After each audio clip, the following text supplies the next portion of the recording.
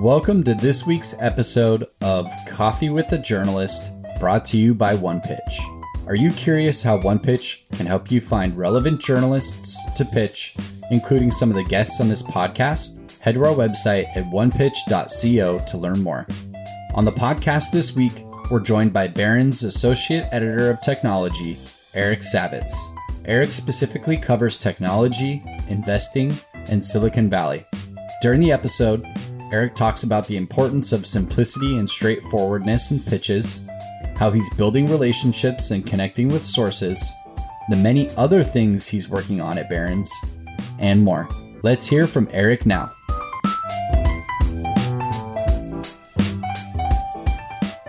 Welcome, everyone. This is Coffee with a Journalist.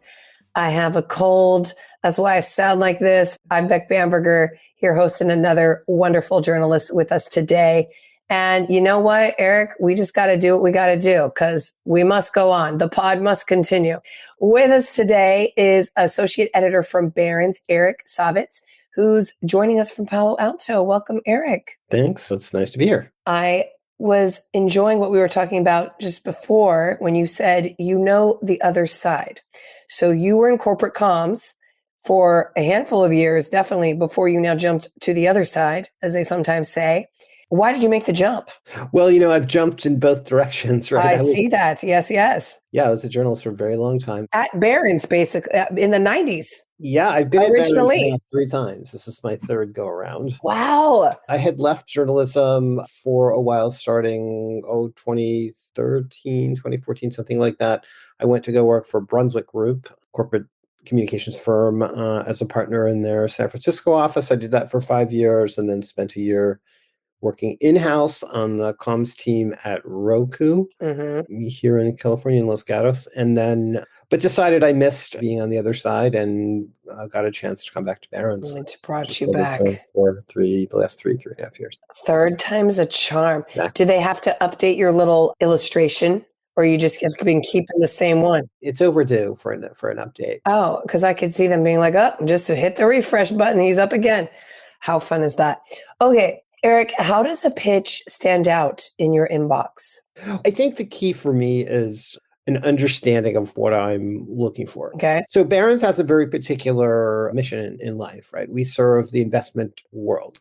I always say that Barron's has a fairly straightforward elevator pitch. We do news and analysis and advice for investors, and in my case, investors in the technology sector. And so for me, it's all about looking for ideas that fit that description. So that generally means publicly traded companies, not really private ones. I don't cover the venture capital market very much because my readers can't really access that market. Their thing. Yep. It is not their thing. And I'm generally looking for investable ideas. So that often means stories that might involve financial performance, earnings, M&A, IPOs, stock recommendations from portfolio managers and analysts, anything that would be of interest to someone who is invested in the stock market. So real Wall Street.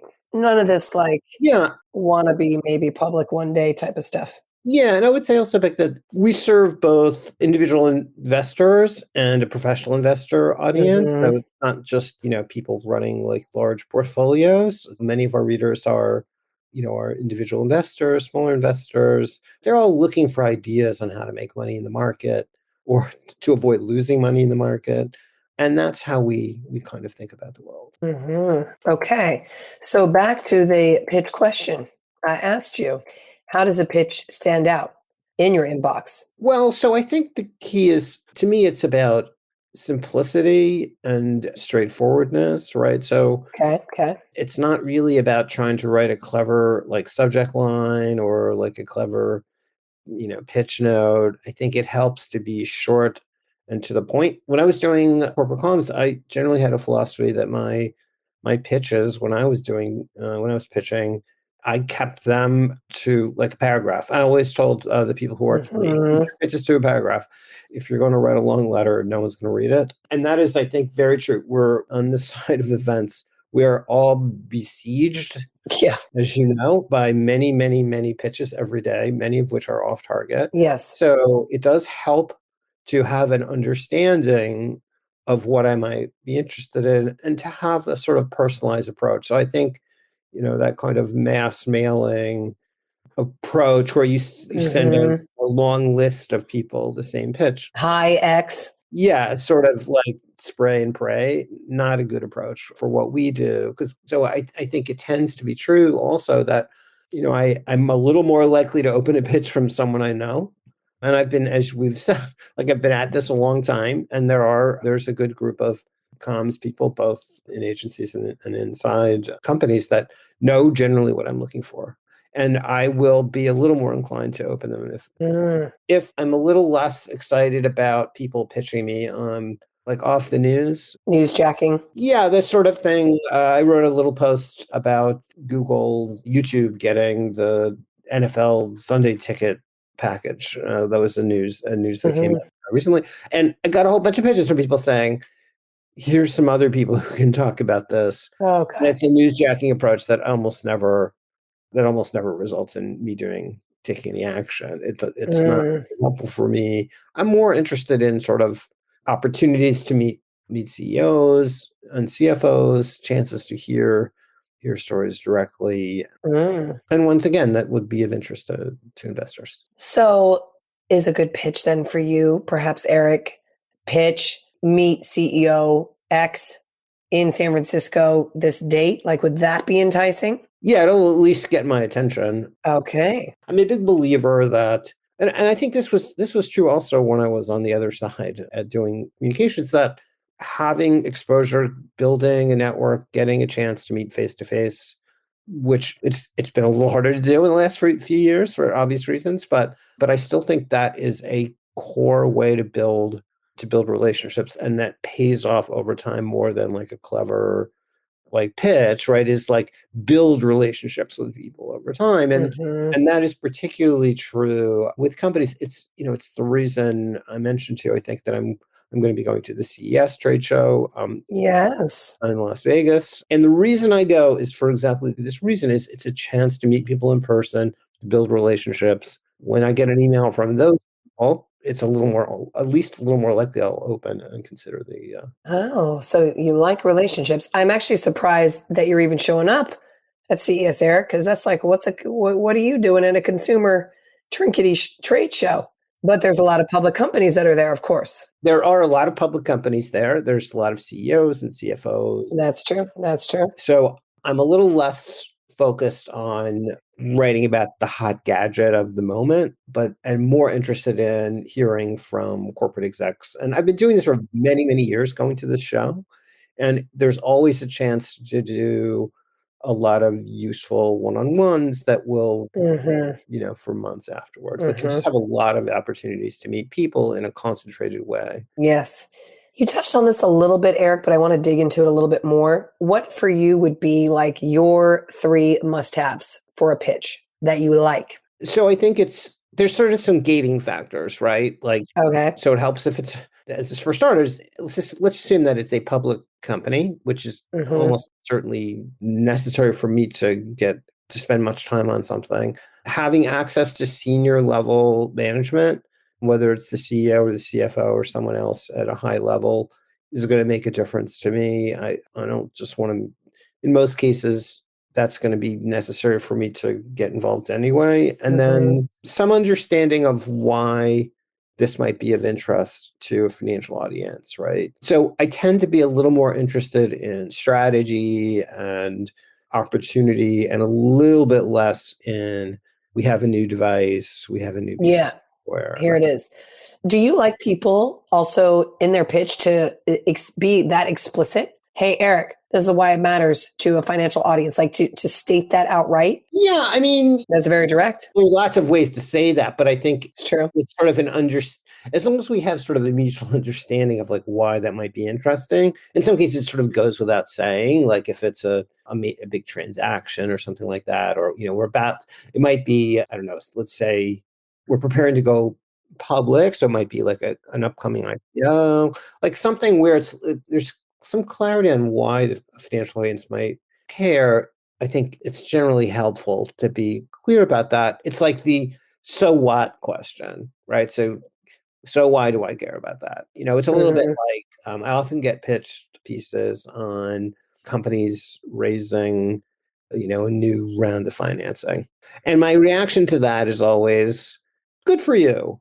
But like that doesn't help my readers particularly. No. Right? Barrons is not the outlet for that. Yeah, they can't invest in those things, and it's not really of interest most of the time. There are a few exceptions, but like most of the time that's true. I think I know the answer, but do you ever want an exclusive? I mean, we always like to have an exclusive. That's right. There's a reporter alive who doesn't like to have an exclusive, but being exclusive doesn't make the news more appealing inherently. Right? Very true. So if you tell me, well, we have a new gadget that we're announcing and we can give it to you exclusively, it's like, that's nice. But like, if I don't care about the story inherently, it's not going to make it a better story. Matter. Exactly. We're not quite scoop driven in the way that like some of the wire services are, things like that. I mean, we're very interested in breaking news that's material, particularly things that are like deals or, other kinds of things that, that might merit a interest from an investor. But I think there's a tendency sometimes to think, well, if I give it to him exclusively, maybe he'll be more likely to write about it. I might spend more time on it. And one thing I will say is, particularly if you have something that is material, which could be earnings or a deal or some other kinds of transaction, having something, knowing in advance, like having some heads up. Ooh. Do you like an embargo then? I think embargoes are helpful. I'll say, for example, like on earnings, and I do a lot of earnings stories. Traditionally, people are very reluctant to give you that kind of information. Yeah, I was going to say. For obvious reasons, right? Mm-hmm. However, I've been doing that with quite a few companies over the last few years, and the result is you get better coverage, right? Yes. If I just wait if they issue a press release on earnings at 4:00 Eastern time, and I get the release and I kind of hurriedly like write up a story competing with everyone else who's doing the same thing, it will be fine, but there's a time pressure involved. If I get the story if I get it in advance a few hours and maybe do an interview with the CEO, then we're talking hours ahead of time. When the story breaks, I have something that's better and that has more depth and more understanding, and it's probably better for both. Okay, so embargoes are a yes as well. Embargoes are a yes. Yeah. Okay. But to your point of exclusives, I was just thinking, if I was like, hey, Eric, do you want my exclusive on my popsicle stand launching? Like, yeah, right. No. Like less interesting. Who cares? Well, right. Because who cares? If just having it to myself, or at least initially to myself, doesn't make it inherently more appealing. Yeah. Very good distinction. I'm glad we clarified that. Today's interview will continue after this brief message brought to you by OnePitch. Are you curious to see the unique ways OnePitch helps PR professionals and marketers pitch journalists?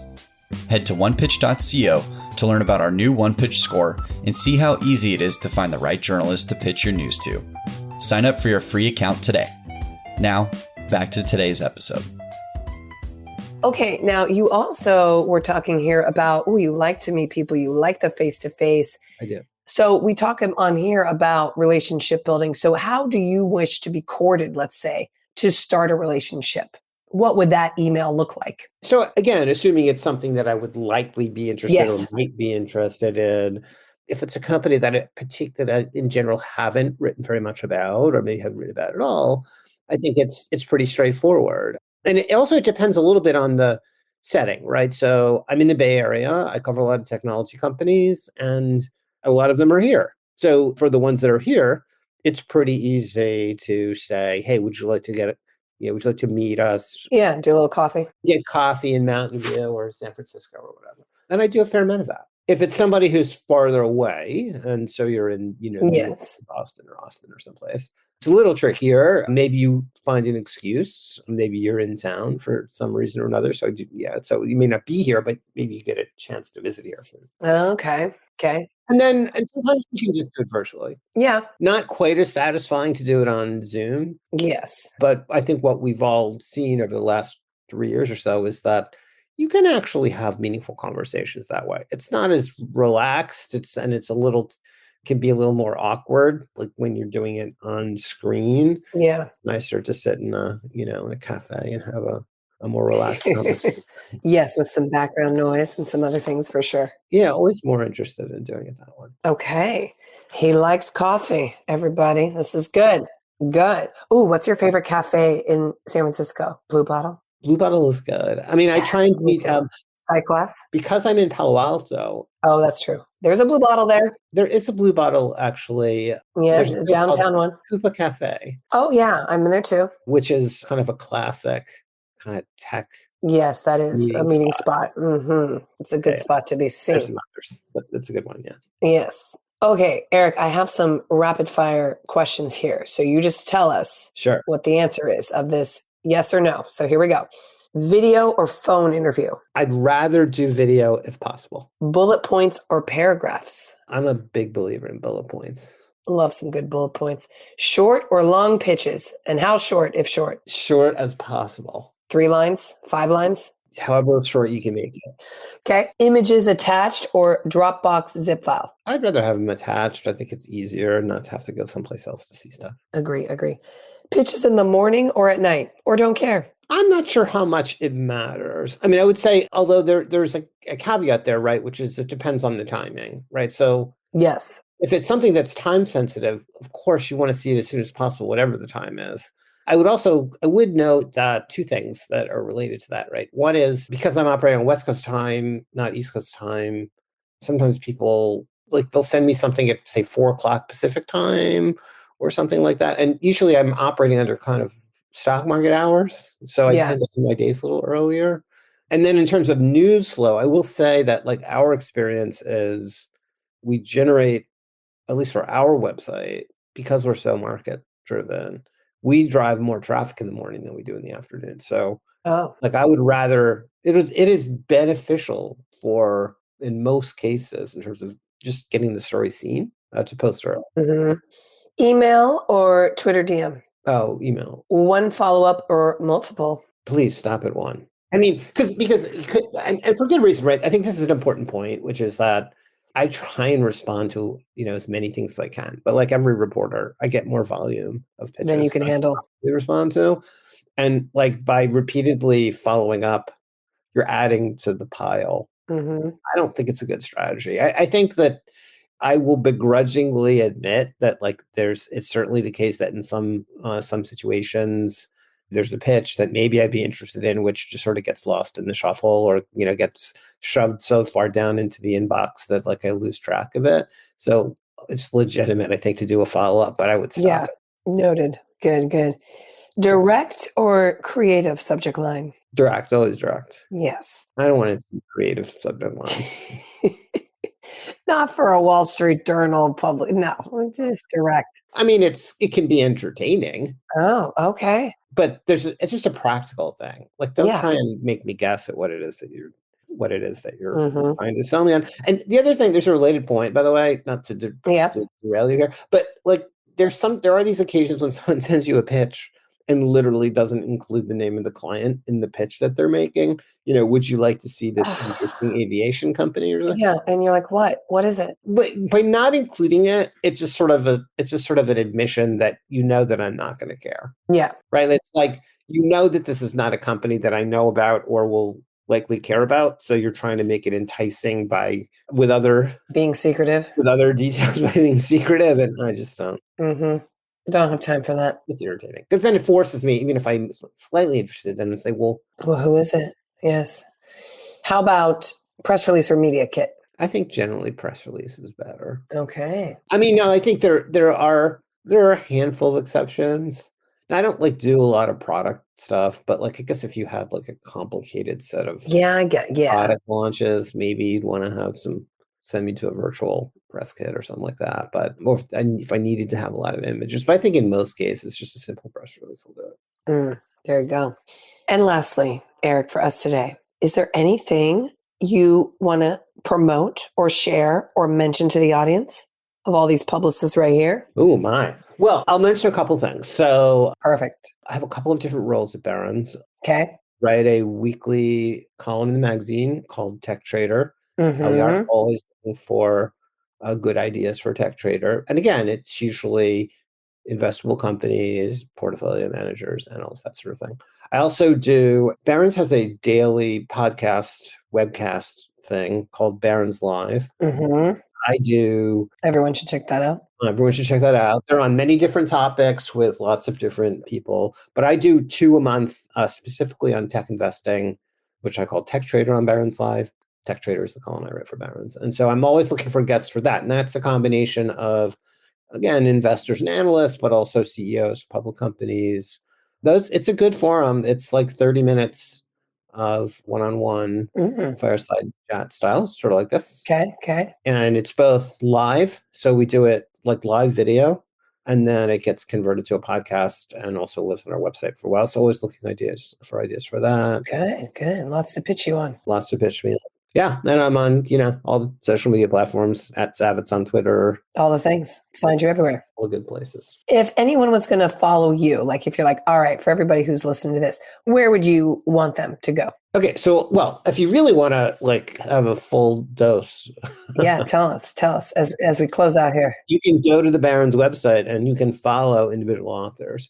So, oh, yes, aware. Yes, you can just, if you were to go to the Barrons website. Now, I will note that we have a paywall, like a lot of other publications. Yes, of course. If you go to the Barrons website and you click on one of my bylines, you can get email notifications of everything I write. There you go. That's the easiest way to keep track of me. I try and post, sort of semi-regularly on both Twitter and LinkedIn, but I would say that is the most direct way to follow it out. Mm-hmm. Okay. Eric, what a joy having you on today. It was wonderful despite my horrible sounding voice. Don't worry, everybody. It's just a cold. Yeah, you should go have a cup of tea and lemon or something. Well, I'm working on after I get done with this coffee here. But Eric Savitz, from Associate Editor at Barrons. Thanks so much, Eric, and happy holidays, because we're doing this late in December here. Hooray. Yeah, thanks very much. I think we all need a break, so let's do it. Yes. Perfect. Thanks, Eric. Thank you. Thanks for listening to this week's episode of Coffee with a Journalist featuring Eric Savitz from Barrons. For more exclusive insights about the journalists on this podcast, subscribe to our weekly podcast newsletter at onepitch.co/podcast. We'll see you all next week with even more insights about the journalists you want to learn more about. Until then, start great stories.